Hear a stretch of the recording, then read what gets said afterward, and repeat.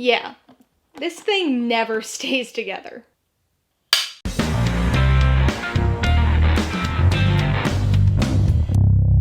Hey everybody, welcome to Mainly Movies. As part of the 2021 edition of my 13 Nights of Halloween series, today I'm going to be talking about the 2007 slasher remake, Halloween. If you're new here, please consider subscribing for a variety of movie-related content like reviews, rank lists, and trailer reactions. All my reviews include a breakdown of the pros and cons, my rating, and some tailored film recommendations, so be sure to watch through to the end of this video for all of that extra content. Halloween stars Scout Taylor Compton, Malcolm McDowell, and Tyler Mane, and was directed by Rob Zombie. It tells the reimagined story of Michael Myers, who, after being committed for 17 years, escapes to continue his murderous rampage in Haddonfield on Halloween night. Remakes are an inherently tricky thing. When remaking a movie, you need to contend with the expectations that people have about the original film. Stick too close to the original, and people ask why you even bothered to remake it. But stray too far from the original, and people will be upset that you didn't provide them with the story they already know and love. When it comes to remakes, it's really hard to win. And when remaking a classic movie, it's nearly impossible. Sometimes it works out, but most of the time, not so much. John Carpenter's 1978 Halloween is a horror classic, beloved by generations of fans, so Rob Zombie had his work cut out for him. After the franchise dead end that was Halloween Resurrection, people were ready for something different. And they got it. Sort of. This is a remake, so there's plenty of the same here, but this film is also very much its own thing. This is perhaps most obvious when looking at the film's style. Rob Zombie has a very distinctive style to his films, both visually and tonally. They're unpleasantly grimy grindhouse affairs, mean-spirited, full of violence, violation, and a lot of angry people yelling and hurling insults back and forth. They're the kind of movies that make you want to take a shower just to wash the experience off you. This style is best suited for a horror movie, but it just doesn't feel right for this story. Haddonfield loses all charm and atmosphere, and just becomes this dirty, distressing place. To be fair, I'm not the biggest fan of Rob Zombie's cinematic style. I've always liked his music, but his movies are consistently unpleasant experiences for me. This angry, dirty, mean-spirited tone carries over to the story here. Unlike the original Halloween, which opens with only a 4-minute sequence of Michael's childhood murders, this film features an extended look into his past. We see the events of that entire Halloween day, his infamous childhood killings, as well as much of his early time at Smith's Grove, all before we're ever introduced to Laurie and the Halloween story we know. We essentially get 45 minutes of prequel. 45 minutes of unpleasantness as we see Myers' horrible home life as well as the blatant warning signs of what he could be capable of. This approach is obviously very different from the original film. On one hand, I think there's something to be said for this exploration of Michael's origins, something that's never been handled very well in this franchise. We get some insight into, as Loomis puts it, the perfect storm of internal and external factors that led to Michael Myers' creation. It's almost satisfying to get this type of information, but it also makes things less interesting.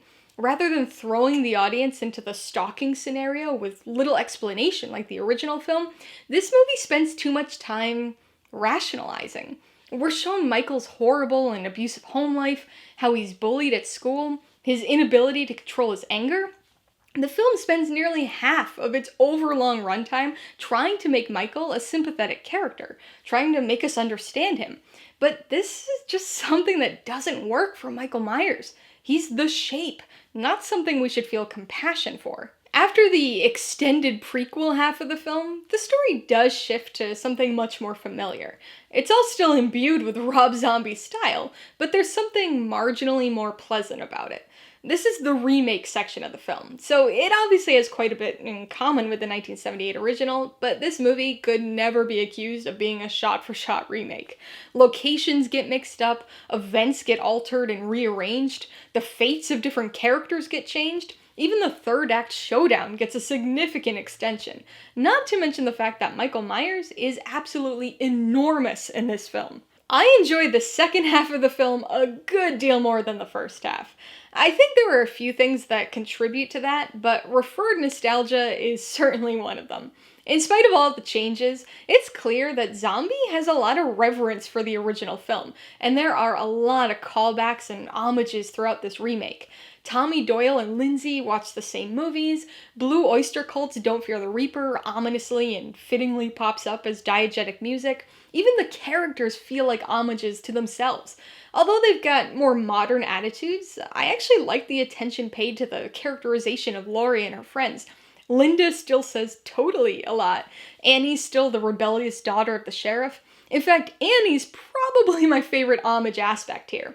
I love that she's played by Danielle Harris, who previously played the part of Jamie Lloyd in Halloween 4 and 5. It's just such a neat internal connection for the franchise. Halloween 2007 tries to differentiate itself from the original film. It succeeds at that, for the most part, but different doesn't necessarily mean good, and it certainly doesn't mean better. This remake has its moments, but it mostly feels like a mean-spirited and extremely scuzzy experience. It's a very modern-feeling movie, with a lot of jump scares and intense violence, but no actual suspense or atmosphere. I actually saw this movie in theaters back in the day. At the time, I had seen the original film many times, but had only seen bits and pieces of the sequels. This was my first theatrical viewing of a Halloween film, and even at 17, I was very mixed on it. And I gotta say, every time I watch it, I like it a little bit less. Not because it's a remake, but because the unpleasant style, length, and misguided focus on Michael Myers prevent it from successfully telling its story. Alright, let's talk about the pros and cons. Pro number one has gotta be the callbacks to the original film, and the homages to the franchise as a whole. I realize that's not something that a lot of people want to focus on when talking about a remake, since it can sometimes come across as fan service, but that referred nostalgia is what keeps this movie somewhat afloat for me. The visual callbacks, the musical callbacks, even the characterization of at least certain characters. And of course, seeing Danielle Harris return to the franchise, this time as Annie, was just icing on top of this nostalgia cake. The second pro is kind of the other end of the spectrum, and is that this film tries something different. Now, I'm not somebody who hates on remakes that are close to the original. I kind of prefer it when they don't stray too far, but I know a lot of people like to see something different, and I think this remake really gives us that, especially during its first half. I can't say that I'm a big fan of many of these differences, but the attempt is admirable at least. On the con side, the biggest issue is the style. This is obviously something that's pretty subjective, so I'm sure some people would put this in the pros, but I can't stand the style of Rob Zombie's films.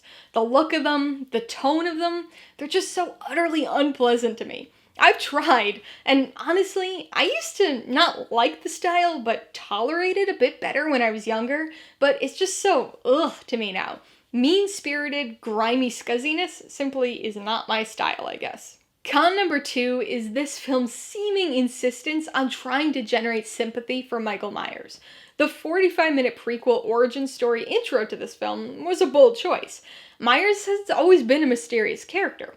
Obviously, he's a man in a mask, but even though we know his identity, we don't ever know him. So I can see part of the appeal of wanting some backstory. But the movie focuses too much on Myers and his backstory. With the aspects of his past that it shows us, it's clearly trying to, if not justify and rationalize his actions, at least generate some sympathy for him and make us understand. But it's just not something that works for this character, and was a bizarre focal shift for the story.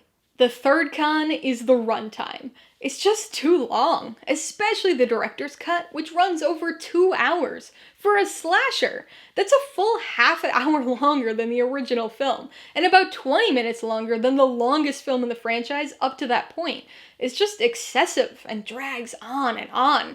Most of that runtime padding comes during the first half, with the prequel sequence of Michael's childhood, but even the third act overstays its welcome with a frustrating false ending. Before I give you my rating and recommendations, I want to remind you that if you're interested in buying Halloween or any of the other films I mentioned today, I do have affiliate links for all of them in the description below. I get a small commission from anything you buy using one of my links, so I'd really appreciate it if you'd use them if you're in the market for any of these movies. I'm gonna give Halloween 2 out of 5 paws. As a remake, it tries to be different, but unfortunately, those differences result in an overlong, mean-spirited reimagining that tries to generate sympathy for Michael Myers and ends up being an extremely unpleasant viewing experience. I would recommend Halloween to fans of Rob Zombie's other films. If you like his style, then you're probably gonna really like this one too, because it has all of his signature hallmarks. Fans of the original Halloween will probably be a bit torn on this one. I don't think many people will prefer this to the original, but I do think a subset of Halloween fans will appreciate what was attempted here. If you liked Halloween, I've obviously got to recommend the original 1978 Halloween. Despite the fact that this is a remake of that film, they are quite different, especially in terms of their focus and how much information we're given about Michael Myers. If you're interested in another grimy, mean-spirited remake of a horror classic, you should check out the 2003 remake of the Texas Chainsaw Massacre. It's a surprisingly solid remake that doesn't stray too far from the original story, but does enough of its own thing to warrant its existence. And if you really love Rob Zombie's vision for Halloween, you'll probably want to watch his follow-up, Halloween 2.